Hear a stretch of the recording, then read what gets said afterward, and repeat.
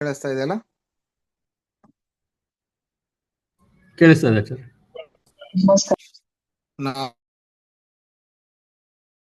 ಪೂರ್ಣ ಗುಣೈಕ ಪಿಖಿಲೈಸು ವಾಕ್ಯೈಃ ಅಸ್ಯೋದ್ಭವಾದಿತಮಶೇಷ ವಿಶೇಷತೋಪಿ ವಂದ್ಯಂ ಸದಾ ಪ್ರಿಯತಮಂ ನಮಸನ್ನಮಾಮಿ. ಕೃಷ್ಣಾಯ ವಾಸುದೇವಾಯ ಹರಯೇ ಪರಮಾತ್ಮನೇ ಪ್ರಣತಃ ಕ್ಲೇಶನಾಶಾಯ ಗೋವಿಂದಾಯ ನಮೋ ನಮಃ. ಅಭ್ರಮಂ ಭಂಗರಹಿತಂ ಅಜಡಂ ವಿಮಲಂ ಸದಾ ಆನಂದತೀರ್ಥಮತುಳಂ ಭಜೆ ತಾಪತ್ರಯಾಪಹಂ. पृथ्वीमण्डलमध्यस्थाः पूर्णबोधमतानुगाः वैष्णवाः विष्णुहृदयाः तान् नमस्ये गुरून् मम. तपस्वाध्याय शुश्रूषा कृष्णपूजा रतं मुनिं विश्वेशम् इष्टदं वन्दे परिव्राट् चक्रवर्तिनम्. श्रीगुरुभ्यो नमः. हरिः ओम्.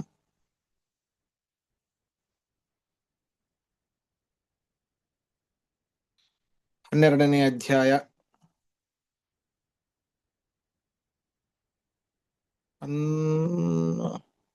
12ನೇ ಅಧ್ಯಾಯದ 11ನೇ ಶ್ಲೋಕ ಆಗಬೇಕಿದೆ. ಶ್ಲೋಕದ ಅರ್ಥವಾಗಬೇಕಿದೆ. ಶ್ಲೋಕವನ್ನು ಓದೋಣ. ಅಥೈದದಪ್ಯಶಕ್ತೋಸಿ ಕರ್ತುಂ ಮದ್ಯೋಗಮಾಶ್ರಿತಃ ಸರ್ವಕರ್ಮಫಲತ್ಯಾಗಂ ತತಃ ಕುರು ಯತಾತ್ಮವಾನ್.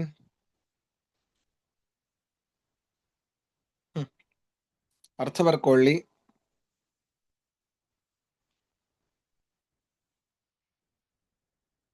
ಅಥೈತತ್ ಅಥೈತತ್ ಅಪಿ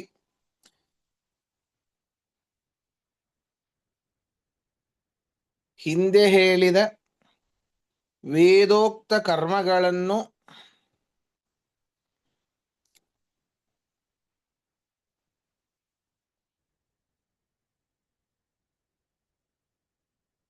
ಹಿಂದೆ ಹೇಳಿದ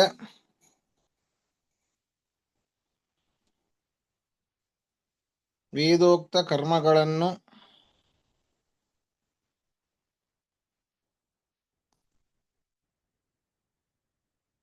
ಮದ್ಯೋಗಮಾಶ್ರಿತಃ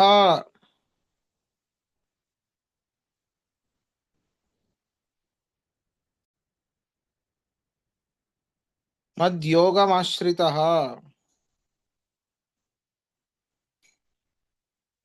ನನ್ನ ಪ್ರೀತಿಗಾಗಿ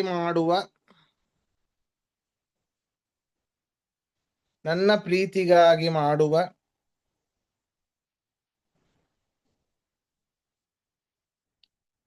ಸಕಲ ಕರ್ಮಗಳನ್ನು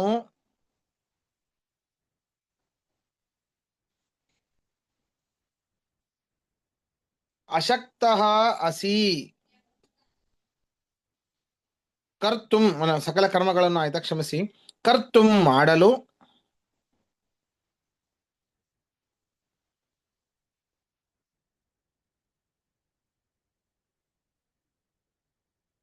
ಕರ್ತುಂ ಮಾಡಲು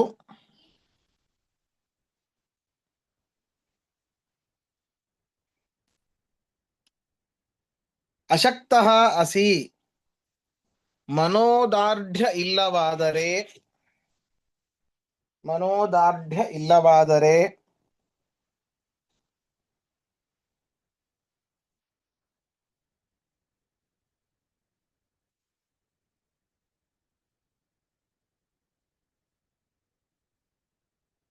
ಅಥವಾ ಅಥ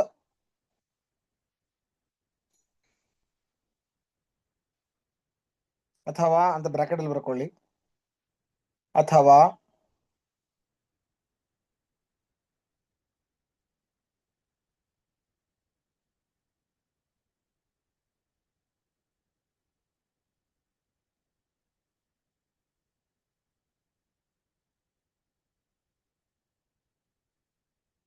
ಮದ್ಯೋಗಮಾಶ್ರಿತ.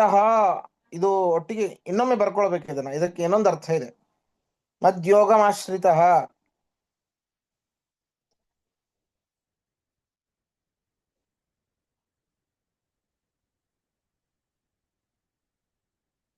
ಇತರ ದೇವತೆಗಳ ಪ್ರೀತಿಗಾಗಿ ಮಾಡಿದ ಕರ್ಮಗಳನ್ನು ಮದ್ಯೋಗಮಾಶ್ರಿತ. ಇತರ ದೇವತೆಗಳ ಪ್ರೀತಿಗಾಗಿ ಮಾಡಿದ ಕರ್ಮಗಳನ್ನು ಅಂತ್ಯದಲ್ಲಿ ನನಗೇ ಸಮರ್ಪಿಸು ಅಂತ ಇದರ ಅರ್ಥ. ಇತರ ದೇವತೆಗಳ ಪ್ರೀತಿಗಾಗಿ ಮಾಡಿದ ಕರ್ಮಗಳನ್ನು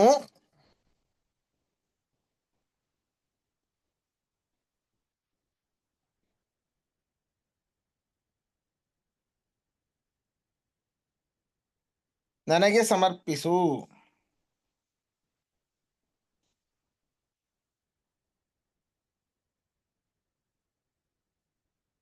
ತತಃ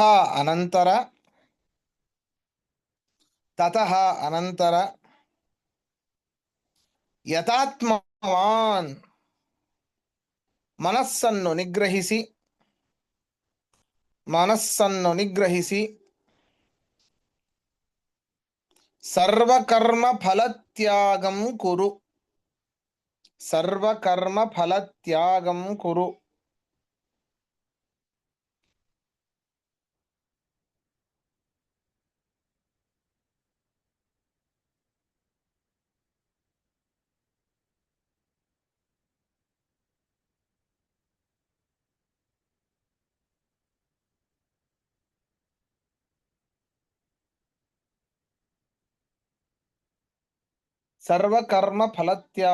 ಕುರು. ಎಲ್ಲಾ ಕರ್ಮಗಳ ಫಲಕಾಮನೆಯನ್ನು ತ್ಯಜಿಸು.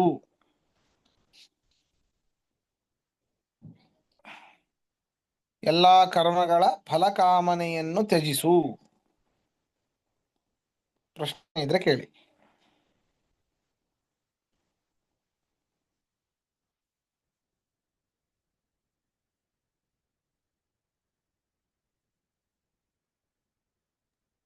ಆಚಾರ್ಯ, ನಾವು ಹಾ. ಯಾವುದೇ ಪೂಜೆ ಮಾಡ್ಲಿ, ಯಾವುದೇ ಹೋಮ ಮಾಡ್ಲಿ, ಏನೇ ಮಾಡ್ಲಿ, ಇವನ್ ಸಂಧ್ಯಾವನ್ನೇ ಮಾಡೋರು ಕಡೆ ಕೃಷ್ಣಾರ್ಪಣ ಅಂತಾನೆ ಹೇಳ್ತೀವಿ. ಹೌದು. ಇನ್ನ ಬೇರೆಯವರು ಅವರು ಪರಮೇಶ್ವರ ಅರ್ಪಣ ಅಂತ ಹೇಳ್ತಾರೋ ಇನ್ನೊಂದು ಹೇಳ್ತಾರೋ, ಬಟ್ ಅವರಲ್ಲೂ ಕೂಡ ನಾ ಕೃಷ್ಣಾರ್ಪಣ ಹೇಳೋದನ್ನ ಕೇಳಿದ್ದೀನಿ. ಹೌದಲ್ವಾ? ಎಲ್ಲಾರು ಕೃಷ್ಣಾರ್ಪಣ ಹೇಳಿದ್ಮೇಲೆ ಅಂತಂದ್ರೆ ಇದನ್ನ ನೋಡೇ ಅದನ್ನ ನಾವು ಅದನ್ನ ಪಾಲನೆ ಮಾಡ್ತಾ ಇದ್ದೀವಿ ಅಂತ ಅನ್ಕೊಳ್ತೀನಿ, ಈ ವಿಚಾರದಿಂದನೇ ಅಲ್ವಾ? ಹೌದು. ಈಗ ನೋಡಿ, ನಾವೇ ಎಷ್ಟೋ ಸರ್ತಿ ಈಗ ರಾಯರ ಸೇವೆ ಮಾಡಬೇಕು ಅಂತ ಮಂತ್ರಾಲಯಕ್ಕೆ ಹೋಗ್ತೇವೆ. ರಾಯರ ಪ್ರೀತಿ ಆಗ್ಲಿ ಅಂತಷ್ಟೇ ತಲೆಯಲ್ಲಿ ಇರುತ್ತೆ ನಮಗೇನೆ. ಹೌದು. ಹೌದಾ? ನಮಗೇನೆ ಎಲ್ಲ ಗೊತ್ತಿರೋರೇ ನಾವು. ಪರಮಾತ್ಮ ಸಮರ್ಪಣೆ ಮಾಡಿದ್ರೇನೆ ಎಲ್ಲ ಫಲ ಸಿಗೋದು ಅಂತ ಗೊತ್ತಿದೆ ನಮಗೆ. ಖಂಡಿತ. ಹೌದಾ? ರಾಯರಿಗೂ ಪರಮಾತ್ಮನೇ ಸೂಚನೆ ಮಾಡಬೇಕು, ಇಂಥವರನ್ನ ಉದ್ಧರಿಸು ಅಂದ್ರೆ ಅವಾಗ ಮಾತ್ರ ಅವ್ರು ನಮ್ಮನ್ನ ಕಾಪಾಡ್ತಾರೆ. ಹೌದಾ?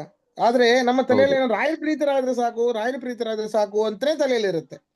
ನಮ್ಮಂತವರಿಗೆ ಇರಬೇಕಾದ್ರೆ ಅವ್ರು ಬಾಯಲ್ಲಿ ಹೇಳ್ತಾ ಇರಬಹುದು ಕೃಷ್ಣಾರ್ಪಣ ಅಂತ, ಆದರೆ ಆ ಒಂದು ಹೋಮದ್ದು ಅದಕ್ಕೆ ಸಂಬಂಧಪಟ್ಟಂತಹ ದೇವತೆಯೇ ಪ್ರೀತನಾಗಲಿ ಎನ್ನುವಂತಹ ಒಂದು ಒಳ ಮನಸ್ಸಿನಲ್ಲಿ ಇದ್ದೇ ಇರ್ತದೆ ಅಂತ, ಅದೂ ಕೂಡ ಹೋಗಬೇಕು ಅಂತ. ಅಲ್ಲ, ನೀವು ಹೇಳಿದ್ ಸರಿ ಆಚಾರ್ಯ, ಕರೆಕ್ಟ್. ನೀವು ಹೇಳಿದ್ ಕರೆಕ್ಟ್. ಈಗ ಮಂತ್ರಾಲಯದ್ದು ಉದಾಹರಣೆ ಕೊಟ್ರಲ್ಲ, ಕರೆಕ್ಟ್ ಅದು. ನಮ್ಮಂತ ಮೂಡ್ರು, ನಾವೇ ಮೂಡ್ರು, ನಮಗೆ ಬರೀ ರಾಯರು ಮಾತ್ರ ಕಾಣಿಸ್ತಾ ಇರ್ತಾರೆ. ರಾಮ ಅಂತರ್ಗತ ಹೇಳೋದೇ ಇಲ್ಲ, ನಾವು ಮುಂದೆ ಹೋಗೋದೇ ಇಲ್ಲ, ಅಷ್ಟೇ ನಮ್ದು ಯೋಗ್ಯತೆ. ಸರಿ. ಅದು ಬೇಡ, ರಾಯರು ಶೀಘ್ರವಾಗಿ ಆಗಬೇಕಾ? ಆಯ್ತು, ರಾಯರೇ ಪ್ರೀತರಾಗೋದು ನೋಡಿ. ರಾಘವೇಂದ್ರ ಅಂತ ಏನಿದೆ ಹೆಸರು ರಾಮಚಂದ್ರನದ್ದೇ. ಹೌದಾ? ಹೌದು. ರಾಯರು ಒಂದು ಮಾಧ್ಯಮ ಅಷ್ಟೇ, ಶೀಘ್ರವಾಗಿ ಫಲ ಸಿಗ್ಲಿಕ್ಕೆ ಅವರೊಂದು ಮಾಧ್ಯಮ. ಗುರುಗಳು ಕೇಳ್ತಾರೆ ಪರಮಾತ್ಮನಿಗೆ, ಇಂಥವನನ್ನು ಉದ್ಧರಿಸಬೇಕಾಗಿದೆ ಅಂತ ಸೂಚನೆ ಕೊಡ್ತಾನೆ, ಅವಾಗ ಮಾತ್ರ ಉದ್ಧಾರ ಮಾಡ್ತಾರೆ ಅಷ್ಟೇ. ಅದೂ ಕೂಡ ಹೋಗಬೇಕು ಅಂತ ಅಷ್ಟೆ. ಮುಂದೆ ನೋಡಿ,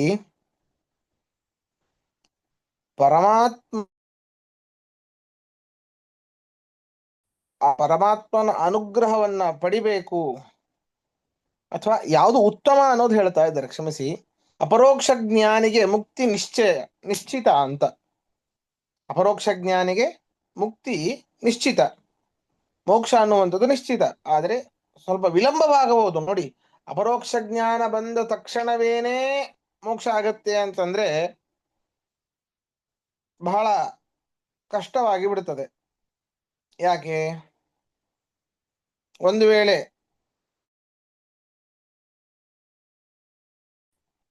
ಮೋಕ್ಷಕ್ಕೆ ಹೋಗ್ಬಿಡ್ಲಿ ಆ ಅಪರೋಕ್ಷ ಜ್ಞಾನಿ ಅಂತ ಹೇಳಿದ್ರೆ, ಜಗತ್ತಿನಲ್ಲಿ ಇನ್ನೂರು ಯಾವ್ಯಾವುದು ಭಾಗವತ ಪುರಾಣ ಇವುಗಳು ಅಂತ ಏನೇನಿವೆಯೋ, ಪರಮಾತ್ಮನ ಗುಣಗಳನ್ನ ಹೇಳುವಂತಹ ಯಾವ ಯಾವ ಗ್ರಂಥಗಳು ಅಂತ ಇವೇನೋ, ಅವೆಲ್ಲವೂ ಕೂಡ ಸುಳ್ಳು ಹೇಳ್ತಾ ಇವೆ ಅಂತ ಆಗ್ಬೇಕಾಗಿತ್ತು. ಒಬ್ಬ ಅಪರೋಕ್ಷ ಜ್ಞಾನಿ, ಅವನು ಜ್ಞಾನವನ್ನು ಪಡೆದ ಅಪರೋಕ್ಷ ಜ್ಞಾನಿ ಆದ, ದಿಢೀರ್ ಅಂತ ಮೋಕ್ಷಕ್ಕೆ ಹೋದ. ಹೀಗೆ ಅಪರೋಕ್ಷ ಜ್ಞಾನವನ್ನು ಪಡೆದವರು, ಅಪರೋಕ್ಷ ಜ್ಞಾನ ಅಂದ್ರೇನು? ಪರಮಾತ್ಮನ ದರ್ಶನವನ್ನ ಪಡೆದಿರುವಂತದ್ದು. ಹೀಗೆಲ್ಲರೂ ಪರಮಾತ್ಮನ ದರ್ಶನವನ್ನ ಪಡೆದು ಅವನ ಗುಣಗಳ ಬಗ್ಗೆ ಸ್ವಲ್ಪ ಆದ್ರೂ ತಿಳಿದುಕೊಂಡವರು ಎಲ್ಲರೂ ಆ ಒಂದು ಕ್ಷಣದಲ್ಲಿಯೇನೇ ಮೋಕ್ಷಕ್ಕೆ ಹೋಗಿಬಿಟ್ರೆ, ಪರಮಾತ್ಮನ ಗುಣಗಳ ಬಗ್ಗೆ ನಮಗೆ ಉಳಿದಂತಹ ಪಾಮರ ಜನರಿಗೆ ಹೇಳೋದು ಹೇಗೆ? ಹಾಗಾದ್ರೆ ಯಾರ್ಯಾರು ಇಲ್ಲಿದ್ದಾರೋ, ಭೂಮಿ ಮೇಲೆ ಪರಮಾತ್ಮನ ಬಗ್ಗೆ ಹೇಳ್ತಾ ಇದ್ದಾರೋ ಅವರ್ಯಾರು ಅಪರೋಕ್ಷ ಜ್ಞಾನಿಗಳಲ್ಲ. ಯಾಕೆ? ಅಪರೋಕ್ಷ ಜ್ಞಾನವಾದ ತಕ್ಷಣವೇನೆ ಮೋಕ್ಷಕ್ಕೆ ಹೋಗ್ತಾರೆ ಅಂತ ಆದ್ರೆ, ಯಾರ್ಯಾರಿಗೆ ಅಪರೋಕ್ಷ ಜ್ಞಾನವಾಗಿದೆಯೋ ಅವ್ರ್ಯಾರು ಭೂಮಿ ಮೇಲಿಲ್ಲ.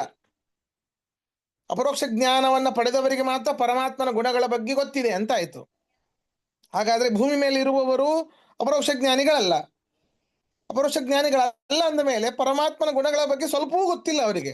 ಹಾಗಾದ್ರೆ ಅವ್ರೇನ್ ಹೇಳ್ತಾ ಇದ್ದಾರೆ ಅದೆಲ್ಲ ಸುಳ್ಳು ಅಂತ ಆಗ್ಬಿಡುತ್ತಾ ಇತ್ತು. ಆದ್ದರಿಂದ ಅಪರೋಕ್ಷ ಜ್ಞಾನ ಬಂದ ತಕ್ಷಣವೇನೆ ಮೋಕ್ಷಕ್ಕೆ ಪರಮಾತ್ಮ ಕರೆದುಕೊಂಡು ಹೋಗೋದಿಲ್ಲ.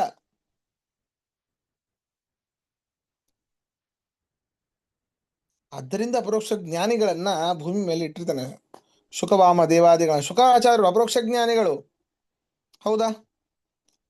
ಅವರು ಹೇಳಿದಂತಹ ಆ ಮಹಾಭಾಗವತ ಪುರಾಣದಿಂದ ಎಷ್ಟು ಜನ ಉದ್ಧಾರ ಆಗಿದ್ದಾರೆ. ಪರಮಾತ್ಮನನ್ನ ಸಾಕ್ಷಾತ್ತಾಗಿ ನೋಡಿದವರು ಪರಮಾತ್ಮನ ಮಗನೇನೆ. ಬರೀ ತಂದೆಯ ರೂಪದಿಂದಲೂ ನೋಡಿದ್ದಲ್ಲ, ಅವರು ತಪಸ್ಸಿಂದಲೂ ಕೂಡ ನೋಡಿದ್ದಾರೆ. ಭಾಗವತವನ್ನ ಹೇಳ್ತಾ ಹೇಳ್ತಾ ಅದರಲ್ಲಿ ಬರುವಂತಹ ಪರಮಾತ್ಮನ ಅವತಾರಗಳ ಚಿಂತನೆಯಿಂದಾಗಿ ಆ ರೀತಿಯ ಧ್ಯಾನದ ಮೂಲಕವೂ ಕೂಡ ಪರಮಾತ್ಮನನ್ನು ಕಂಡಿದ್ದಾರೆ. ತಂದೆನೇ ಪರಮಾತ್ಮನಿದ್ದಾನೆ, ಇನ್ಯಾಕೆ ನಾವು ಧ್ಯಾನ ಮಾಡಬೇಕು ಅಂತ ಅವರು ಸುಮ್ಮನೆ ಬಿಡ್ಲಿಲ್ಲ. ಬೇಕಾದಷ್ಟು ತಪಸ್ಸನ್ನು ಮಾಡಿದ್ದಾರೆ ಅವರು. ಆ ಮೂಲಕವೂ ಪರಮಾತ್ಮನ ಬಗ್ಗೆ ತಿಳ್ಕೊಂಡಿದ್ದಾರೆ. ಆದ್ದರಿಂದ ಅಪರೋಕ್ಷ ಜ್ಞಾನಿಗೆ ಮುಕ್ತಿ ನಿಶ್ಚಯ, ಆದರೆ ವಿಳಂಬವಾಗತ್ತೆ. ಪ್ರಾರಬ್ಧ ಕರ್ಮ ಮುಗಿಯದವರೆಗೂ ಅಪರೋಕ್ಷ ಜ್ಞಾನಿಗೆ ಮೋಕ್ಷ ಇಲ್ಲ. ಈ ಜನ್ಮದಲ್ಲಿ ಅಪರೋಕ್ಷ ಜ್ಞಾನ ಪಡೆದಿದ್ದಾನೆ ಅಂತ ತಿಳ್ಕೊಳ್ಳಿ, ಅವನಿಗೆ ಇನ್ನೂ 10 ಜನ್ಮ ಇದೆ ಅಂತ ತಿಳ್ಕೊಳ್ಳಿ. 10 ಜನ್ಮದಲ್ಲೂ ಕೂಡ ಅವನಿಗೆ ಅಪರೋಕ್ಷದ ಜ್ಞಾನದ ಅರಿವು ಅವನಿಗೆ ಇರ್ತದೆ. ಆ 10 ಜನ್ಮದ ಆ ಪ್ರಾರಬ್ಧ ಇರೋದು ಒಂದು 10 ಜನ್ಮ. ಆ 10 ಜನ್ಮ ಆದ ಮೇಲೇನೆ ಅವನಿಗೆ ಮೋಕ್ಷ. ಅಪರೋಕ್ಷ ಜ್ಞಾನ ಬಂದಿದೆ, ಶೀಘ್ರ ಆಗೋದು ಬೇಡ, ಸ್ವಲ್ಪ ವಿಳಂಬ ಅಂದ್ರೆ ಈ ಜನ್ಮ ಕೊನೆಯಲ್ಲಿ ಮೋಕ್ಷ ಸಿಗುತ್ತೆ ಅಂತಂದ್ರೆ ಇಲ್ಲ, ಅದೂ ಸಿಗೋದಿಲ್ಲ. ಅವನ ಪ್ರಾರಬ್ಧದಲ್ಲಿ 10 ಜನ್ಮ ಅಂತ ಬರಿದ್ರೆ ಏನ್ ಮಾಡೋಣ? ಸುಮ್ಮನೆ ಒಂದು ಸಂಖ್ಯೆ ಹೇಳ್ತಾ ಇದ್ದೇನೆ ಅಷ್ಟೇ, 10 ಅಂತ ಹೇಳಿ. ಅನೇಕ ಜನ್ಮಗಳು ಇದ್ರೆ ಏನ್ ಮಾಡ್ಲಿಕ್ಕಾಗತ್ತೆ? ಈ ಅಪರೋಕ್ಷ ಜ್ಞಾನದ ಒಂದು ಪ್ರಭಾವ ಮುಂದಿನ ಅನಂತ ಜನ್ಮಗಳಲ್ಲೂ ಕೂಡ ಅದು ಕನ್ವರ್ಟ್ ಆಗ್ತಾನೇ ಇರ್ತದೆ, ಟ್ರಾನ್ಸ್ಫರ್ ಆಗ್ತಾನೆ ಇರ್ತದೆ.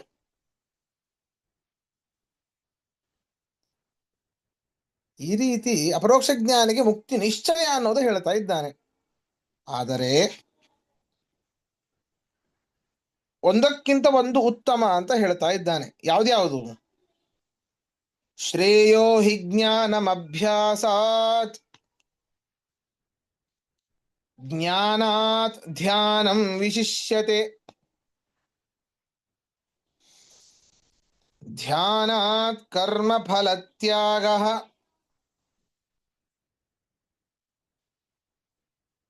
ತ್ಯಾಗಾತ್ ಶಾಂತಿರನಂತರಂ.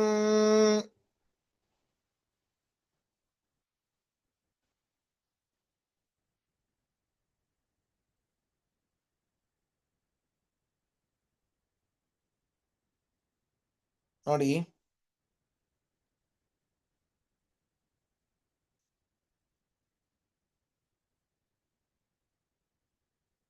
ಈ ಶ್ರೇಯ ಜ್ಞಾನಂ ಅಭ್ಯಾಸಾತ್, ಅಭ್ಯಾಸಾತ್ ಜ್ಞಾನಂ ಶ್ರೇಯ.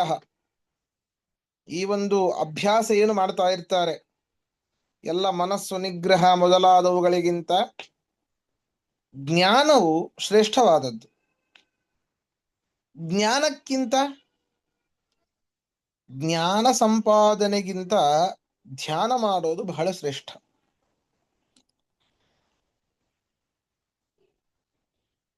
ಧ್ಯಾನದಲ್ಲೂ ಎರಡು ವಿಧ ಇದೆ, ಸಕಾಮ ಧ್ಯಾನ, ನಿಷ್ಕಾಮ ಧ್ಯಾನ ಅಂತ. ಆ ಎರಡು ಧ್ಯಾನಗಳಲ್ಲಿ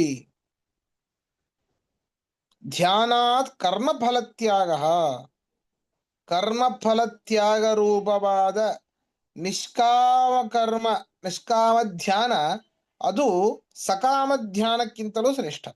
ಏನು ಸಕಾಮ? ಹೇಳಿದ್ದೇನೆ, ಪರಮಾತ್ಮ ನಮಗೆ ಯಾಕೆ ಬೇಕು? ಎಲ್ಲರಿಗೂ ಪರಮಾತ್ಮನ ಚಿಂತನೆಯನ್ನ ಯಾಕೆ ಮಾಡಬೇಕು ನಾವು? ಹೇಳಿ. ಕೊನೆಗೇನು ನಮ್ದು ಏನು ಕೊನೆದು? ಮೋಕ್ಷ. ಮೋಕ್ಷ ಎಲ್ಲರಿಗೂ ಬೇಕಲ್ಲ? ಎಲ್ಲರಿಗೂ ಬೇಕು. ಪರಮಾತ್ಮನ ಧ್ಯಾನ ಮಾಡದೆ ಹೋದ್ರೆ ಮೋಕ್ಷ ಸಿಗೋದಿಲ್ಲ. ಮೋಕ್ಷದ ಬಗ್ಗೆ ಅನೇಕ ವರ್ಣನೆ ಮಾಡಿದ್ದಾರೆ ಸ್ವದ್ವಿಷಯದಲ್ಲಿ. ಮೋಕ್ಷ ಹೀಗಿದೆ, ಅಷ್ಟು ಸುಖಭರಿತವಾಗಿದೆ, ರಸಪೂರಿತವಾಗಿದೆ, ಇಷ್ಟೆಲ್ಲ ಅದಕ್ಕೋಸ್ಕರ. ಹಾಗಾದ್ರೆ ಪರಮಾತ್ಮ ಯಾಕೆ ಬೇಕು ನಮಗೆ? ಮೋಕ್ಷಕ್ಕೋಸ್ಕರ ಪರಮಾತ್ಮ ಬೇಕು. ಅದು ಸಕಾಮ ಧ್ಯಾನ ಆಯಿತು. ನಿಷ್ಕಾಮ ಧ್ಯಾನ ಯಾಕೆ ಅಂದ್ರೇನು? ಮೋಕ್ಷವೂ ಬೇಡ, ಏನೂ ಬೇಡ, ಪರಮಾತ್ಮನ ಅನುಗ್ರಹ ಆದ್ರೆ ಸಾಕು. ಇದು ಸಕಾಮ ಅಂತ ಹೇಳಿಕ್ ಆಗೋದಿಲ್ಲ. ಅದರಿಂದ ಮುಂದೇನೂ ಬೇಕಾಗಿಲ್ಲ, ನಾವು ಪರಮಾತ್ಮನ ನೋಡಬೇಕು ಅಷ್ಟೇ, ಪರಮಾತ್ಮನ ದರ್ಶನ ಆಗಬೇಕು. ಅದು ಸಕಾಮ ಅಲ್ಲ. ಮೋಕ್ಷ ಯಾಕೆ? ಅದರಿಂದ ಸುಖ ಇದೆ, ಬಹಳ ಸುಖ ಇದೆ ಅದರಲ್ಲಿ. ಆದ್ದರಿಂದ ಮೋಕ್ಷಕ್ಕಾಗಿ ಪರಮಾತ್ಮ ಬೇಕು. ಅದನ್ನೇ ಏಕಾಂತ ಭಕ್ತರು ಅಂತ. ಮೋಕ್ಷಕ್ಕಾಗಿ ಪರಮಾತ್ಮನ ಧ್ಯಾನ ಮಾಡುವವರು, ತಪಸ್ಸು ಮಾಡುವ ಅನೇಕ ಜನ ಇದ್ದಾರೆ. ಅವರೆಲ್ಲ ಮುಮುಕ್ಷುಗಳು, ಅವರು ಅಂದ್ರೆ ಮುನಿಗಳು ಹೌದು. ಅವರಿಗಿಂತ ಶ್ರೇಷ್ಠರಾದವರು ಏಕಾಂತ ಭಕ್ತರು ಅಂತ. ಪರಮಾತ್ಮನಿಗೋಸ್ಕರ ಪರಮಾತ್ಮ ಬೇಕು ಅಷ್ಟೇ, ನಮಗೆ ಪರಮಾತ್ಮ ಬೇಕು ಅಷ್ಟೇ. ಮೋಕ್ಷ ಬೇಡ, ಏನು ಬೇಡ, ಅವ್ನು ಕೊಡ್ಲಿ ಬಿಡ್ಲಿ ಸೆಕೆಂಡ್ರಿ, ಅದು ನಮಗೆ ಪರಮಾತ್ಮ ಬೇಕು. ಅದಕ್ಕೋಸ್ಕರವಾಗಿ ಪರಮಾತ್ಮನ ಧ್ಯಾನ. ಇಂತಹ ಧ್ಯಾನ ಆ ಸಕಾಮ ಧ್ಯಾನಕ್ಕಿಂತ ಇದು ಶ್ರೇಷ್ಠ. ಇದಕ್ಕಿಂತ ಅಪರೋಕ್ಷ ಜ್ಞಾನ ಶ್ರೇಷ್ಠ. ಅಪರೋಕ್ಷ ಜ್ಞಾನ ಪರಮಾತ್ಮನ ದರ್ಶನವೇನೆ. ಅಪರೋಕ್ಷ ಜ್ಞಾನ ಈ ಒಂದು ನಿಷ್ಕಾಮ ಧ್ಯಾನಕ್ಕಿಂತ ಶ್ರೇಷ್ಠ. ಅದಕ್ಕಿಂತಲೂ ಮುಕ್ತಿ ಶ್ರೇಷ್ಠ. ಫಲತ್ಯಾಗ ತ್ಯಾಗಾತ್ ಶಾಂತಿರನಂತರಂ. ಅಜ್ಞಾನಪೂರ್ವಕವಾದ, ಮೊದಲಿಗೆ ನಾವೇನು ಅಭ್ಯಾಸ ಮಾಡ್ತಾ ಇರ್ತೇವೆ ಜ್ಞಾನ ಸಂಪಾದನೆಗಾಗಿ, ಮನಸ್ಸನ್ನ ಎಲ್ಲ ಇಂದ್ರಿಯಗಳನ್ನ ಹಿಡಿಯುವಂಥದ್ದು ಅಜ್ಞಾನಪೂರ್ವಕವಾಗಿರ್ತದೆ. ಅಂತಹ ಅಭ್ಯಾಸಕ್ಕಿಂತ ಜ್ಞಾನ ಶ್ರೇಷ್ಠ. ಜ್ಞಾನ ಮಾತ್ರಕ್ಕಿಂತ ಧ್ಯಾನ ಶ್ರೇಷ್ಠ. ಸಕಾಮ ಧ್ಯಾನಕ್ಕಿಂತ ಕರ್ಮ ಫಲತ್ಯಾಗ ರೂಪವಾದ ನಿಷ್ಕಾಮ ಧ್ಯಾನ ಶ್ರೇಷ್ಠ.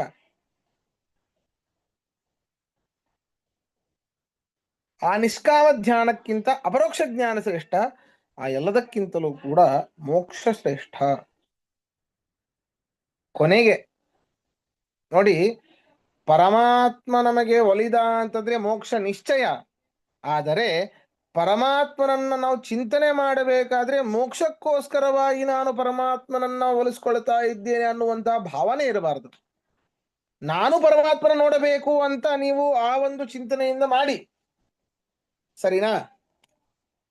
ಪರಮಾತ್ಮನಿಗೋಸ್ಕರ ಪರಮಾತ್ಮ ಬೇಕು, ಇದು ನಿಷ್ಕಾಮ ಧ್ಯಾನವೇ ಆಗತ್ತೆ, ಸಕಾಮ ಅಲ್ಲ. ಮತ್ತೆ ಪರಮಾತ್ಮನಿಗೋಸ್ಕರ ಪರಮಾತ್ಮ ಬೇಕು. ಪರಮಾತ್ಮ ಒಲಿದ ಮೇಲೆ ಮೋಕ್ಷ ನಿಶ್ಚಿತ. ಪರಮಾತ್ಮ ದರ್ಶನ ಆಯಿತು ಅಂತಂದ್ರೆ ಮೋಕ್ಷ ನಿಶ್ಚಿತ.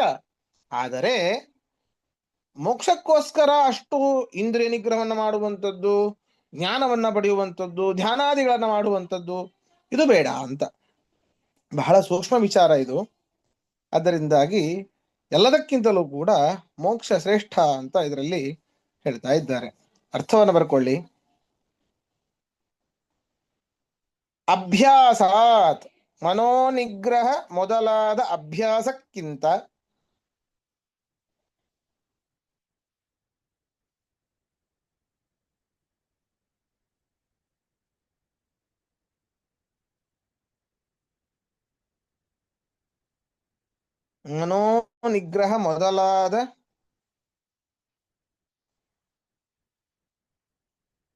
ಮನೋನಿಗ್ರಹ ಮೊದಲಾದ ಅಭ್ಯಾಸಕ್ಕಿಂತ ಜ್ಞಾನವು ಶ್ರೇಷ್ಠ. ಜ್ಞಾನವು ಶ್ರೇಷ್ಠವಾದುದು.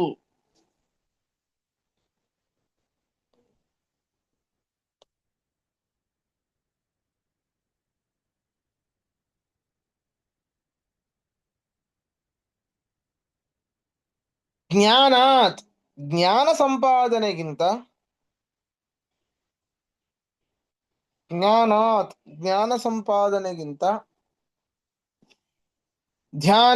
ಧ್ಯಾನವು ವಿಶಿಷ್ಯತೆ ಶ್ರೇಷ್ಠವಾದದ್ದು.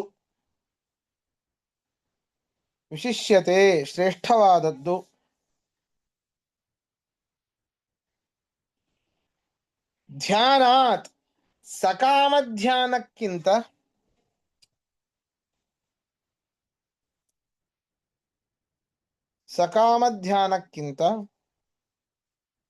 ಕರ್ಮ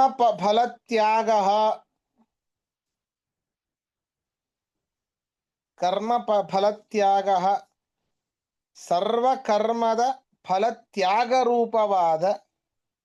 ಸರ್ವಕರ್ಮ ಫಲತ್ಯಾಗ ರೂಪವಾದ ನಿಷ್ಕಾಮ ಧ್ಯಾನವು ಶ್ರೇಷ್ಠ.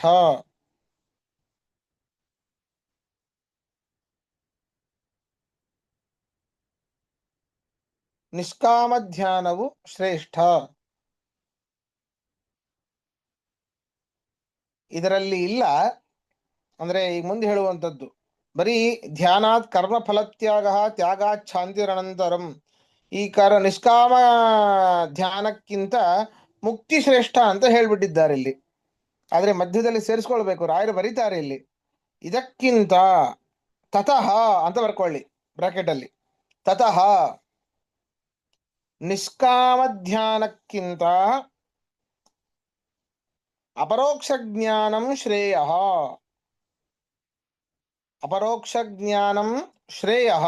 ಅಪರೋಕ್ಷ ಜ್ಞಾನವು ಶ್ರೇಷ್ಠ.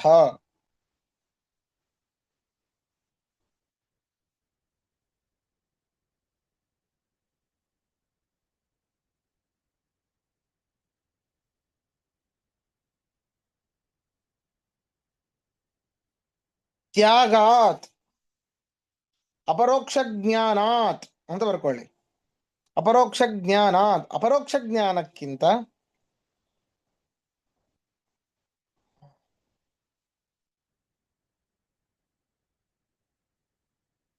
ಶಾಂತಿ ಅನಂತರಂ, ಮುಕ್ತಿಯು ದೊರಕುವುದು. ಅರ್ಥಾತ್ ಮುಕ್ತಿ ಶ್ರೇಷ್ಠ ಅಂತ ಅರ್ಥ.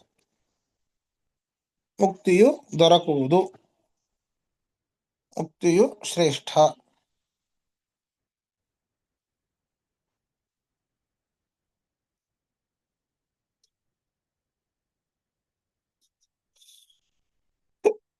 ಪ್ರಶ್ನೆ ಇದ್ರೆ ಕೇಳಿ.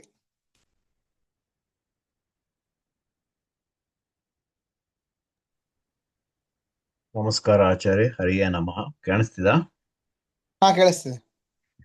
ಇನ್ನು ಸಮರೈಸ್ ಮಾಡ್ತೀನಿ. ನೀವು ಹೇಳ್ತಾ ಇರುವಾಗ ನೋಟ್ಸ್ ತಗೋತಾ ಇದ್ದೆ.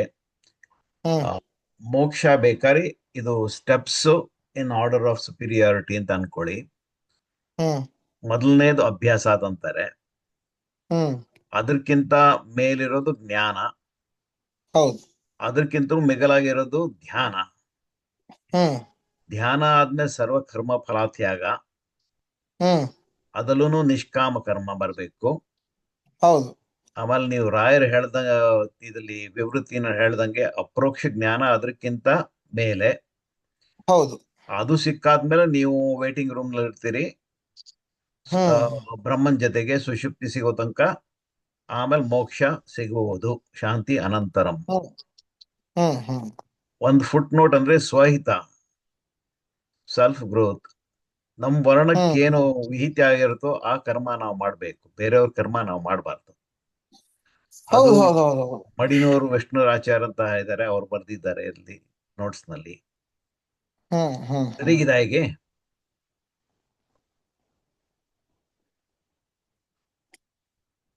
ಹೌದು. ಅಂದ್ರೆ ನಮ್ಮ ವರ್ಣಾಶ್ರಮೋಚಿತವಾದ ಕರ್ಮಗಳನ್ನ ಮಾಡುವುದರಿಂದಲೇನೆ ಮುಕ್ತಿ.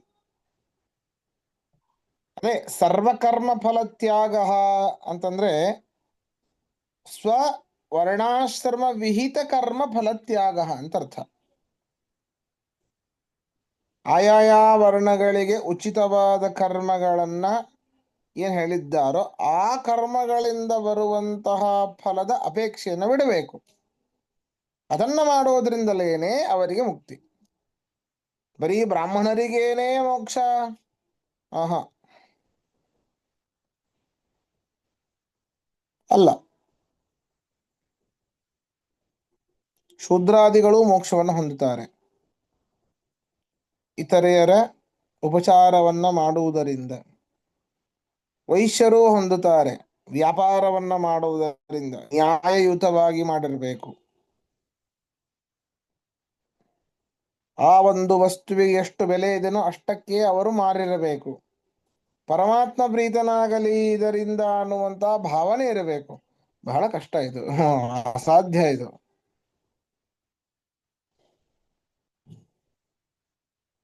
ಅಂತಹ ಒಂದು ಭಾವನೆ ಇದ್ದಾಗ ಅದೇ ಅವರವರ ವರ್ಣಾಶ್ರಮೋಚಿತವಾದ ಅದರಿಂದಾಗಿ ಅವರವರು ಮೋಕ್ಷವನ್ನು ಹೊಂದುತ್ತಾರೆ ಅಂತ ಇದರಲ್ಲಿ ಇರುವಂಥದ್ದು. ಧನ್ಯವಾದ ಆಚಾರ್ಯ. ಧನ್ಯವಾದ ಸರಿ, ಆಚಾರ್ಯ.